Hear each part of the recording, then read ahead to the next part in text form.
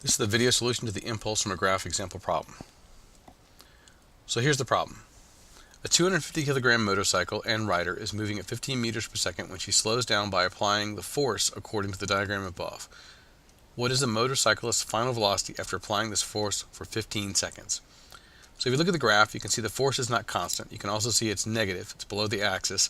And that kind of makes sense. If they're slowing down, they're going to apply a negative force, or a force that's going the opposite direction of motion. Now to solve this, I could think about, it's got the numbers, looks like kinematics, maybe energy, or impulse. And because it's a force versus time graph, that's saying, well, I can find the impulse from that graph, so that's what we'll use. Now, since the problem says just for 15 seconds, I'm going to ignore 15 through 20, so that's why I just wiped it out, so we don't need to worry about it. And remember, on a force versus time graph, because impulse is equal to force times the time, then the area between the curve and the axis is the impulse. In this case, the area is underneath the axis, so it's going to make it a negative impulse. That's because the height is a negative force. So that's going to be a negative impulse. All right, so that's how we're going to work with the impulse. To start with, we'll talk about impulse is equal to mass times the change in velocity. The impulse is then equal to mass times the parentheses of final velocity minus initial velocity. Recall that change is always final value minus initial value. So I will distribute the m, so the impulse is equal to mv minus mv naught, that's the initial velocity.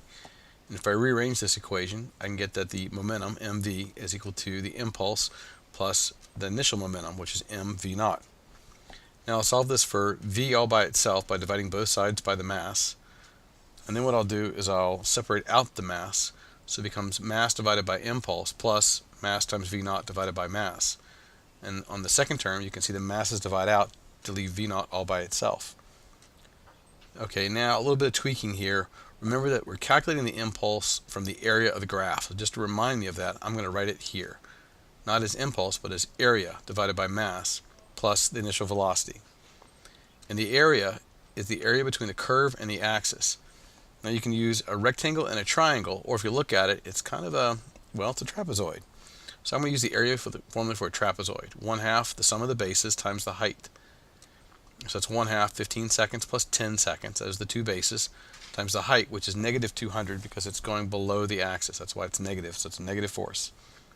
That gives me an area of negative 2,500 newton seconds. So now if I put that back into my equation, the final velocity, using all my numbers here, is negative 2,500 newton seconds divided by 250 kilograms plus 15 meters per second.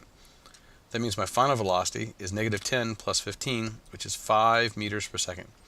So the final velocity of our motorcycle after 15 seconds in applying this force according to the graph is 5 meters per second.